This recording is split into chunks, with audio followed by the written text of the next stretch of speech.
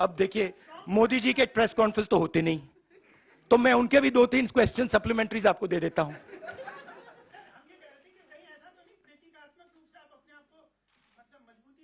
नहीं, एक्चुअली मैं आपको सीरियसली बताऊं, मुझे ठंडी नहीं लग रही अभी तक, और मैं पता नहीं, मुझे लग नहीं रही है, मगर मैं सोच रहा हूं कि जैसे ही मुझे ठंड लगनी शुरू हो जाएगी, मैं मतलब स्वेटर पहनना शुरू कर दूंगा, बट अभी तक मुझे ठंड नहीं लग रही है। रवि त्रिपाठी जी से। राहुल जी, मेरा सवाल ओल्ड पेंशन स्कीम को लेकर है, क्योंकि 2-3 राज्यों में जहां आपकी सरकार है, आपने वायदा किया है और आपने जब उसको लागू करने की बात की है तो केंद्र सरकार से कन्फ्रंटेशन हो रहा है। केंद्र सरकार मना करेगी एनपीएस में जो पैसा जमा है वो आपको वापस नहीं करेंगे। ओल्ड पेंशन स्कीम को लागू करना कितनी बड़ी चुनौती है और 2024 के लिए भी क्या नहीं, हमारा जो स्ट्रक्चर है, जो सिस्टम है, उसमें हमारे जो स्टेट्स हैं वो इंडिविजुअल डिसीजंस लेते हैं, हम उनको इंडिपेंडेंस देते हैं। तो अब तो मैं कांग्रेस प्रेसिडेंट भी नहीं हूं, तो यह सवाल आपको खारगे जी से पूछना होगा कि नेशनल लेवल पे कांग्रेस पार्टी की पेंशन स्कीम पे क्या स्ट्रेटजी है। मगर जनरली कांग्रेस पार्टी का स्ट्रक्चर है कि भाई अगर राजस्थान करना चाहता है और हरियाणा, हिमाचल करना चाहता है तो उनको करने दो। हम वीटो पावर मेंटेन करते हैं कि अगर बिल्कुल कुछ गलत कर रहे हैं तो फिर हम उसको चेक करते हैं, बट नॉर्मली हम इंडिपेंडेंटली करने देते हैं।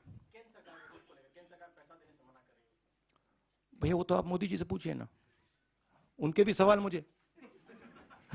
ओके, ट्रिब्यून से आदिति टंडन।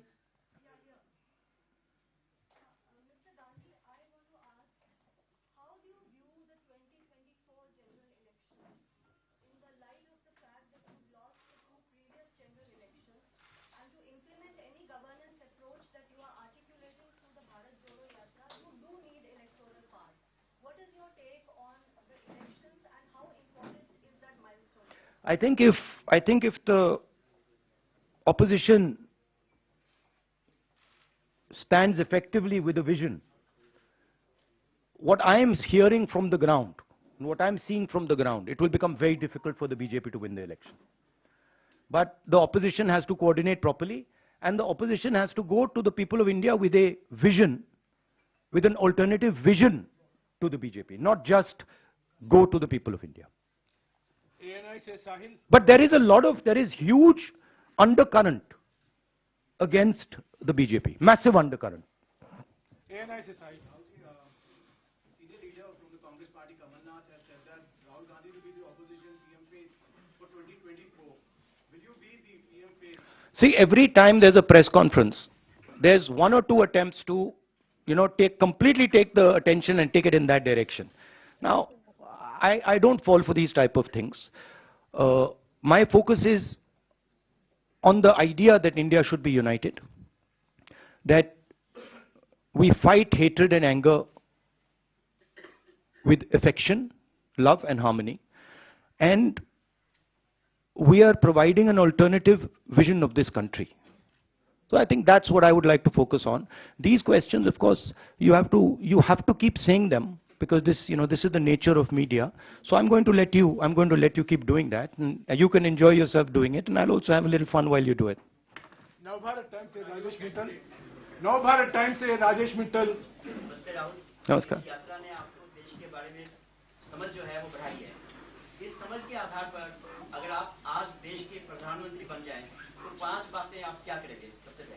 नहीं, सबसे पहले ये हाइपोथेटिकल क्वेश्चन है, तो मैं इसका जवाब प्रधानमंत्री के बेसिस पे नहीं दूंगा, मगर मैं ये जरूर कह सकता हूं कि जो हमारा शिक्षा का सिस्टम है, मैं पहले सोचता था कि इसमें स्ट्रक्चरल प्रॉब्लम्स हैं, मगर ये अपना काम कर रहा है। आज मैं सोचता हूं कि ये अपना काम ही नहीं कर रहा है। जो हम अपने बच्चों को विजन दे रहे हैं, जो उनका इमेजिनेशन है, जो हमें देना चाहिए, हम दे नहीं रहे। तो अगर आप, सबसे शॉकिंग चीज मैं आपको बताता हूं, मैं कन्याकुमारी से अब दिल्ली तक आया हूं, कितने 108 दिन हो गए।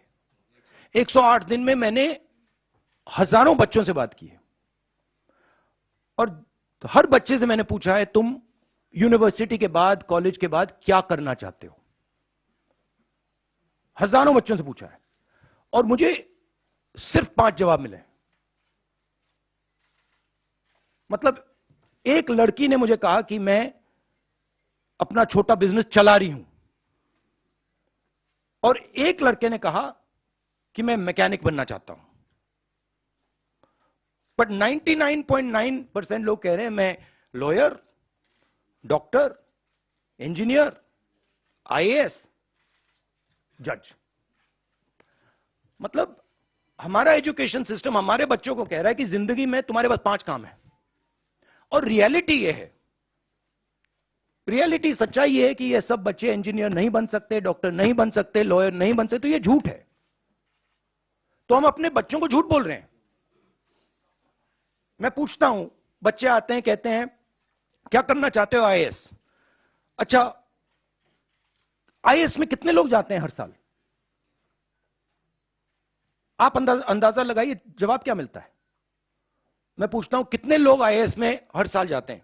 बच्चे क्या कहते हैं? क्या लगता है? अच्छा आप बताइए कितने लोग जाते हैं आईएएस में? 250।